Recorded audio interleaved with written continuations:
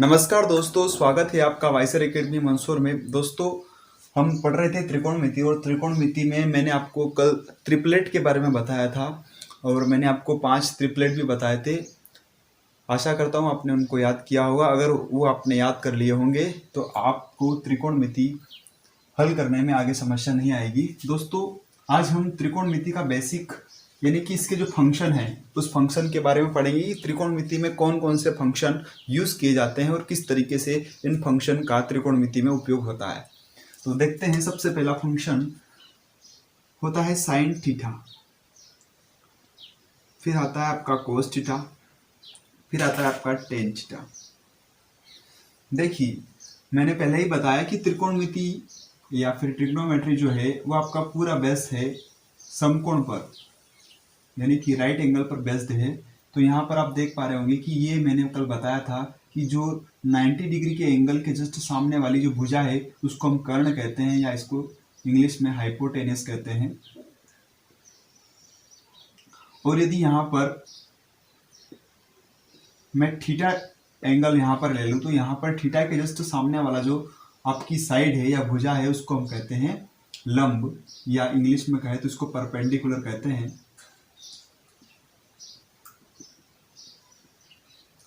और नीचे जो बची हुई भुजा है वो हमारा आधार यानी कि बेस कहलाता है। यहां तक हमने बात समझ ली थी। आज हम इससे आगे पढ़ने वाले हैं कि साइन थीटा का मतलब क्या होता है। साइन थीटा यानी कि इसका जो फार्मूला बनता है वो बनता है लंब बटे कर्ण। कोस थीटा का बनता है आधार बटे कर्ण और टेन थीटा का बनता है लंब बटे आधार। लंब बटे आधार। देखो दोस्तों, इसको याद रखने का तरीका क्या है, हम इसको लाल बट्टे कक्का के तरीके से याद रखते हैं। ये लाल बट्टे कक्का क्या है, जरा इसको समझिए। ये लाल बट्टे कक्का का मतलब क्या है, ये याद करने का एक तरीका है। इन फार्मूले को याद करने का जो तरीका है वो ये है कि जनरली हम बात करें तो त्रिकोणमिति में 6 फंक्शन होते हैं, sine cos tan cot sec और कोसेक। तो सबसे पहले हम बात करें साइन थीटा का तो ये लंब बटे कर्ण ये होता है, कोस थीटा होता है आधार बटे कर्ण, टेन होता है आपका लंब बटे आधार। तो कोट इसका उल्टा होता है, टेन का उल्टा जस्ट क्या होता है, कोट होता है। तो कोट का क्या हो जाएगा, आधार बटे लंब। कोसेक जो कोस थीटा होता है वो सेक का उल्टा होता है, यानी कि ये क्या हो जाएगा, कर्ण बटे आधार। और कोसेक थीटा, यहाँ पर कोसेक थीटा है, कोसेक थीटा जो है वो साइन थीटा का उल्टा होता है, यानी कि इसका फार्मूला हो जाएगा लंब बटे, इसका फार्मूला हो जाएगा आपका कर्ण बटे लंब। अब कैसे जल्दी याद रखिए, तो याद रखने का तरीका है लाल बट्टे कक्का है। लाल बट्टे कक्का का मतलब ये होता है कि जो पहले पहले नंबर पर यहाँ पर लिखना होता है हमको साइन थीटा, ये कोस थीटा, ये टेन थीटा। अब ये 3 तो लिख दिए हमने, अब जस्ट इनके उल्टे लिखने हैं। तो उल्टे लिखने के लिए हम कुछ नहीं करते, यहाँ पर आपका आ जाएगा कोसेक, साइन का उल्टा होता है कोसेक, ये जस्ट इसका अपोजिट है, साइन का उल्टा कोसेक होता है। यहाँ पर हमने कोसेक थीटा लिखा। फिर कोस का उल्टा होता है सेक, यानी कि यहाँ पर क्या आ जाएगा, सेक थीटा आ जाएगा। फिर टेन का जस्ट उल्टा होता है कोट, यानी कि टेन का उल्टा क्या हो जाएगा, कोट थीटा। अब इन फार्मूले को याद रखने का जो तरीका है वो क्या है, लाल बट्टे कक्का, यानी कि साइन थीटा, एल का मतलब होता है लंब और ए का मतलब आधार और एक के का मतलब होता है कर्ण। तो ये 3 चीजें ही लिखी हुई है जो यहाँ पर लिखी हुई है, कर्ण, लंब और आधार। तो सबसे पहले साइन थीटा का फार्मूला देखें तो साइन थीटा के ऊपर क्या लिखा हुआ, एल मतलब लंब बटे कर्ण, यानी कि साइन थीटा का फार्मूला क्या हो गया, लंब बटे कर्ण। कोस थीटा का फार्मूला देखिए तो कोस का फार्मूला आप यहाँ देख पा रहे हो कि ए का मतलब आधार और के का मतलब कर्ण, यानी कि आधार बटे कर्ण। टेन का देखेंगे तो टेन का फार्मूला बन जाएगा आपका लंब बटे आधार। देखो यहाँ पर ऊपर एल है नीचे ए है, मतलब क्या है, लंब बटे आधार। इसी तरह आप कोट थीटा का फार्मूला निकाले तो जस्ट इसका उल्टा होता है, टेन का उल्टा। मैंने बताया कि टेन का उल्टा कोट होता है, तो यहाँ पर टेन का उल्टा कोट होता है, तो इसको उल्टा देखो, ए ऊपर चला जाएगा, एल नीचे आ जाएगा, यानी कि आधार बटे लंब हो जाएगा। सेक थीटा का फार्मूला देखेंगे तो सेक थीटा में भी ऐसा कैसा ही, जस्ट इसका उल्टा कर दो, कर्ण ऊपर चला जाएगा, आधार नीचे चला जाएगा। कोसेक थीटा का देखेंगे तो कोसेक थीटा भी जस्ट साइन थीटा का उल्टा होता है, यानी कर्ण ऊपर चला जाएगा, लंब नीचे चला जाएगा। तो इस तरीके से ये फार्मूले बने हुए हैं।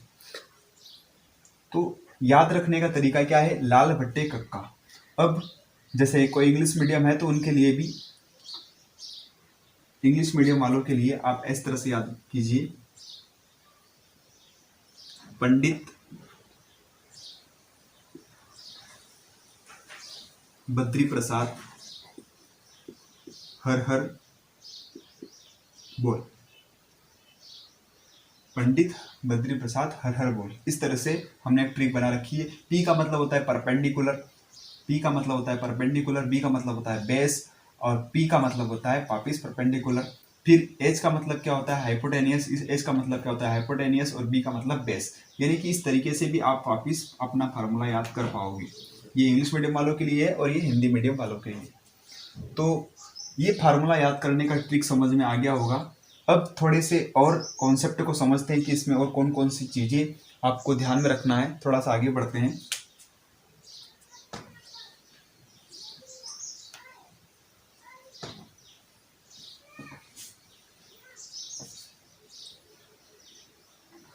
जैसे कि मैंने बताया कि साइन का उल्टा होता है, साइन का उल्टा होता है कोसेक, तो इसको हम 1/cos थीटा लिख, 1/cosec थीटा लिख सकते हैं। तो ये एक फार्मूला बन गया कि कहीं पर यदि साइन थीटा लिखा हो तो उसको अपन 1/cosec थीटा में चेंज कर सकते हैं। और यदि हमको कहीं पर 1/sin थीटा लिखा हो तो क्या हम उसको कोसेक लिख सकते हैं? बिल्कुल लिख सकते हैं। क्यों? क्योंकि ये यहाँ टर्म इधर जाएगी तो क्या बन जाएगा, कोसेक थीटा, और ये टर्म जब इधर जाएगी तो क्या बनेगा, 1/sin थीटा। यानी कि जहाँ पर कोसेक थीटा लिखा हो वहाँ पर हम साइन थीटा लिख सकते हैं। इसी तरह कोस थीटा का फार्मूला बनाए तो कोस थीटा का एक फार्मूला बनता है 1/ क्या हो जाएगा, 1/sec थीटा। और यदि हमें सेक थीटा का फार्मूला बनाना है तो सेक थीटा का क्या बन जाएगा, कोस वहाँ कहाँ चला जाएगा, बटे में चला जाएगा, यानी कि 1/cos थीटा। उसके बाद फार्मूला बनता है आपका टेन थीटा का। तो टेन थीटा के दो फार्मूले हैं। टेन थीटा के दो फार्मूले कौन कौन से, एक होता है साइन थीटा और एक होता है आपका कोस थीटा। देखो ये फार्मूला कहाँ से आया, तो देखो जब हमने साइन थीटा का एक वैल्यू निकाला था, साइन थीटा का हमने जो एक मान यहाँ से निकाला था, लंब बटे कर्ण, तो देखिए यहाँ पर लंब का मैं एल लिख रहा हूँ और कर्ण का मैं के लिख रहा हूँ। साइन के बाद यदि आप कोस का फार्मूला निकालेंगे तो कोस का फार्मूला क्या निकलेगा, बोलते हो आप आधार बटे कर्ण, आधार बटे कर्ण। जब आप साइन थीटा का काय में भाग लगाते हो, कोस थीटा में भाग लगाते हैं, तो भैया देखो साइन बटे कोस का भाग लगाते हो तो क्या बनता है, देखो कर्ण से कर्ण तो कट जाएगा, क्या बचेगा, लंब बटे आधार। और लंब बटे आधार जो है वो किसका है, टेन का फार्मूला। देखिए यहाँ पर लंब बटे आधार टेन का फार्मूला बन रहा है। तो इसलिए हम क्या कहते हैं कि भैया टेन का जो फार्मूला है वो क्या होता है, साइन बटे कोस होता है। इसलिए ये फार्मूला कहाँ से आया, समझ में आ गया होगा। तो टेन थीटा का फार्मूला क्या होता है, एक तो होता है साइन थीटा बटे कोस थीटा, और टेन का जो उल्टा होता है वो क्या होता है, टेन का उल्टा भी जस्ट मैंने बताया, टेन थीटा का उल्टा होता है 1/cot थीटा, 1/cot थीटा। तो बस इन्हीं को आपको याद रखना है। और यदि आपको यहाँ से कोट थीटा का पूछ ले तो कोट थीटा कहाँ चला जाएगा, जब कोट थीटा टेन के प्लेस पे आएगा तो टेन कहाँ चला जाएगा, आपकी कोट के प्लेस पे चला जाएगा। तो यहाँ पर क्या हो गया आपका, cot theta is equal to 1/tan theta. तो ये कुछ फार्मूले हैं जो आपको थोड़ा से याद रखने हैं, याद नहीं रखना भी, सब समझना है। अगर एक बार आपने इसको समझ लिया तो आप इसको आसानी से याद रख पाएंगे। ये आपकी प्रैक्टिस पर डिपेंड करता है। जितनी ज़्यादा आप मैथ्स में प्रैक्टिस करेंगे उतनी ज़्यादा आपके फार्मूले पर पकड़ होगी। और आगे समझते हैं। जैसे मैं यहाँ पर कुछ क्वेश्चन ले रहा हूँ, मैंने आपको कल ट्रिपलेट पढ़ाए थे। अगर आपने ट्रिपलेट को अगर सही से पढ़ा हो तो ट्रिपलेट के आधार पर ही हम आज क्वेश्चन करने वाले हैं। अगर वो आपको पता है तो आपको पाइथागोरस प्रमेय का यूज बार बार नहीं करना पड़ेगा और आप जल्दी और आसानी से क्वेश्चन को कर पाएंगे। जैसे पहला क्वेश्चन है आपका, टेन थीटा बराबर आपको दे रखा है 5/12। तो आपसे वैल्यू पूछी है साइन थीटा की, तो बताइए साइन थीटा की वैल्यू क्या होगी। तो यहाँ पर 5/12 जो है ये क्या है, हमने पढ़ा है कि भैया टेन थीटा का जो फार्मूला होता है वो क्या होता है, इधर देखो ये लाल बट्टे का काम लिखा हुआ है कि टेन थीटा का फार्मूला क्या होगा, लंब बटे आधार, यानी कि लाल लंब बटे आधार। तो लंब का मतलब क्या हो गया, ये हमारे लिए लंब हो गया 5 और आधार हो गया 12। लंब हमारे लिए 5 हो गया और आधार हमारे लिए 12 हो गया। कल मैंने आपको ट्रिपलेट पढ़ाया था तो आपको ध्यान याद आ रहा होगा कि भैया ये जो ट्रिपलेट है 5, 12 और 13 वाला ट्रिपलेट है, यानी कि आप समझ पा रहे होंगे कि यहाँ पर आपको इसकी वैल्यू पता है, इसकी भी वैल्यू पता है और आपको इसकी वैल्यू निकालना है। ये आपको लंब दे रखा है तो लंब कितना मैंने 5 रख दिया, आधार कितना दे रखा 12 दे रखा है, यानी 12 रख दिया। तो इसकी वैल्यू आपको निकालना है। तो आपको पता है कि मैंने कल ट्रिपलेट पढ़ाए थे, तो 5, 12 और एक 13 वाला ट्रिपलेट यहाँ पर मैंने बताया था कि यानी 5, 12, 13 वाला ट्रिपलेट यहाँ पर यूज हो रहा है। तो आप जल्दी से निकाल पाओगे कि भैया इसकी वैल्यू कितनी है। भैया लंब हो गया, आधार हो गया, यानी कि कर्ण की जो वैल्यू है वो कितनी आपके पास 13 है। जब आपके पास तीनों की वैल्यू आ गई तो आप साइन थीटा की वैल्यू नहीं निकाल सकते हैं कि साइन थीटा का जो फार्मूला आता है वो क्या होता है, साइन थीटा का लंब बटे आधार होता है, लंब बटे सॉरी कर्ण होता है। तो लंब बटे कर्ण का मतलब क्या होगा, लंब तो हमको पता है कि भैया लंब कितना है 5 है और अभी हमने जस्ट कर्ण निकाला कितना 13, यानी कि हमारा आंसर कितना हो जाएगा 5/13। यदि आपको ट्रिपलेट याद नहीं है तो फिर आपको पाइथागोरस प्रमेय का यूज करना पड़ेगा।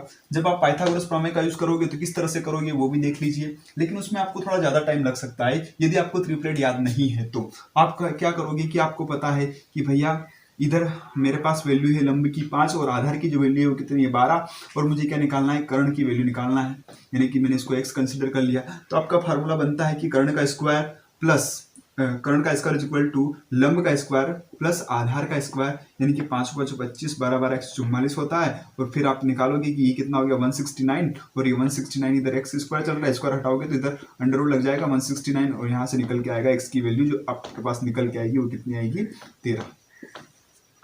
तो यहाँ से भी वैल्यू वही की वही निकलेगी। अगर आपने ट्रिपलेट याद किए हैं तो जल्दी आप आसानी से इन क्वेश्चन को कर पाएंगे। चलिए अगला क्वेश्चन देखते हैं।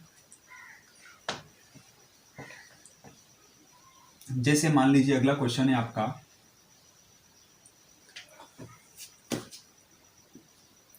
Cosec theta is equal to 17/8। ये आपका एक क्वेश्चन है। Cosec theta is equal to 17/8 आपको दे रखा है और आपसे पूछा है टेन थीटा की वैल्यू। तो आप क्या कैसे निकालोगे, टेन थीटा की वैल्यू आपसे पूछी। तो आप यहाँ पर देखो कि मैंने आपको जो कल ट्रिपलेट लिखाए थे तो मैंने उसमें बताया था कि भैया 8, 17, 8, 15 और 17 का एक ट्रिपलेट होता है। तो यहाँ से आप जल्दी देख पा रहे हो कि 8 भी है और 17 भी है, बस कौन रहा है 15। यानी कि आपको लंब की वैल्यू भी पता है। जब सबसे पहले तो फार्मूला निकालो, कोसेक थीटा का फार्मूला क्या होता है, कोसेक थीटा का फार्मूला होता है ये, यहाँ पर जाएंगे हम कोसेक थीटा का फार्मूला देखेंगे, कर्ण बटे क्या होता है लंब, यानी कि कर्ण भी हमारे पास और लंब भी हमारे पास है। कर्ण की वैल्यू क्या है 17 और लंब की वैल्यू क्या है हमारे पास 8। इसके बाद क्या चाहिए हमको, आधार चाहिए। तो आधार की वैल्यू निकालने के लिए हमें क्या करना पड़ेगा, हम 10 देखते हैं। तो 10 का वैल्यू क्या होता है भैया, 10 का वैल्यू होता है लंब बटे आधार। तो लंब बटे आधार यानी कि लंब तो ये का ही रहेगा 8 और आधार की वैल्यू चाहिए। तो आधार अभी जस्ट हमने निकाल लिया। हमने किससे निकाला, ट्रिपलेट से, कि भैया यहाँ पे 8 भी है 17 भी है, कौन नहीं है 15 नहीं है, यानी कि यही आपका क्या है आधार है। यानी कि इसकी वैल्यू कितनी हो गई आपके पास 15, यानी कि 8/15 आपका आंसर हो गया। तो अगर आप ट्रिपलेट याद करते हो तो आपको बहुत जल्दी और आसानी से आप हर क्वेश्चन को सोल्व कर पाएंगे। यदि अब मेरे को ट्रिपलेट याद नहीं है तो मेरे को क्या करना पड़ेगा, मेरे को वापस वही मेथड लगाना पड़ेगा, कर्ण का स्क्वायर। तो ये कर्ण का स्क्वायर बराबर लंब का स्क्वायर प्लस आधार का स्क्वायर।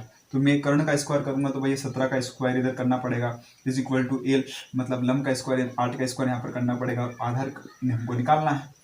तो इसको कैलकुलेशन को हल करना पड़ेगा तो टाइम ज़्यादा लगता है, इसलिए मैं आपसे बात कर रहा हूँ, इसलिए मैं आपको बोल रहा हूँ कि आप क्या कीजिए, ये ट्रिपलेट याद कर लीजिए जो मैंने पिछले वाले वीडियो में आपको बताया है। जैसे एक और क्वेश्चन करते हैं। अगला क्वेश्चन है आपका, जैसे आपसे क्वेश्चन पूछा sine theta plus cos theta is equal to 17/13 और आपसे पूछा कि बताइए sine theta into cos theta की वैल्यू क्या होगी। यानी कि sine theta plus cos theta दोनों को ऐड किया जाए तो हमें क्या मिलता है 17/13 मिलता है। तो साइन थीटा और कोस थीटा का आपस में मल्टीप्लाई करें तो हमें क्या मिलेगा, ये आपसे क्वेश्चन में पूछा गया है। तो सबसे पहले हम बताते हैं कि भैया साइन थीटा क्या होता है। कि साइन थीटा यहाँ से देखिए तो लंब बटे कर्ण होता है, यानी कि लंब बटे कर्ण लिख लिया, प्लस कोस थीटा क्या होता है, कोस थीटा हमारा होता है आधार बटे कर्ण, ये आधार बटे कर्ण लिख दिया। फिर बराबर कितना चाहिए हमको, 17/13 चाहिए। तो यहाँ पर आपको कर्ण और यहाँ पे भी कर्ण है, एलसीएम लोगे तो क्या आएगा, कर्ण ही आएगा। और यहाँ पर लंब प्लस आधार, यानी कि लंब और आधार दोनों जोड़कर कितना होना चाहिए, 17। और कर्ण की तो वैल्यू 13 है सही। तो यहाँ पर आपको पता चल गया कि कर्ण का वैल्यू कितना है, 13, और लंब और आधार की वैल्यू आपको पता नहीं है। तो आपको एक चीज समझ में आ गई होगी कि कर्ण की वैल्यू कितनी, मेरे पास 13 है, तो भैया ये 13 है और ये कितना है, 17 है। तो ये या तो लंब और आधार दोनों मिलकर बने होंगे। तो यहाँ पर 13 है, तो 13 वाला ट्रिपलेट कौन सा है, तो मैंने आपको बताया कि 5, 12 और 13 वाला एक ट्रिपलेट होता है। 5, 12 और 13 एक ट्रिपलेट है। तो यहाँ पर आप देख पा रहे होंगे कि 5 और 12 ये दोनों का योग कितना हो रहा है, इन दोनों का योग भी 17 हो रहा है। 5 और 12 का योग कितना हो रहा है, 17 हो रहा है। इसका मतलब क्या है कि 5, 12, 13 वाला ट्रिपलेट यहाँ पर यूज हो रहा है। और अब आपको इसका मल्टीप्लाई निकालना है। तो क्या सबसे आसान है कि भैया इसमें से क्या होगा, देख लीजिए, चित्र से देख लीजिए, आपको थोड़ा उससे कम समझ में आ रहा है, एक बार चित्र बना के देख लीजिए। जैसे मैंने ये वाला ट्रिपलेट लिया 5, 12, 13, तो 13 तो आपका कर्ण हो गया, अब कंफर्म हो गया। अब 5 और 12 इसमें से कोई सा भी एक लंब होगा और एक आधार होगा, तो मैंने 5 और 12 यहाँ पे लिख दिए। अब क्या करना है, इन दोनों को जोड़ना है। तो 17/13 आ रहा है, तो इन दोनों का गुणा करें तो कितना आएगा, तो लंब बटे कर्ण गुणित आधार बटे कर्ण का गुणा करें तो कितना आएगा, ये आपसे पूछा है। तो लंब यानी कि कितना हो गया 13, लंब यानी कितना हो गया आपका 5, और कर्ण मतलब कितना हो गया 13, और यहाँ पर आधार मतलब कितना हो गया 12, और कर्ण मतलब कितना हो गया 13। तो 12 पंजे कितना होता है 60, और 13 13 169, यानी कि ये आपका आंसर आ गया। तो यदि आपको ट्रिपलेट याद है तो बहुत जल्दी आप कोई सा भी क्वेश्चन आसानी से कर पाएंगे। उम्मीद करता हूं कि इस तरीके के क्वेश्चन आपको समझ में आएंगे। अगर आपको ये वीडियो पसंद आए तो लाइक, शेयर एंड सब्सक्राइब जरूर करें। थैंक यू, धन्यवाद।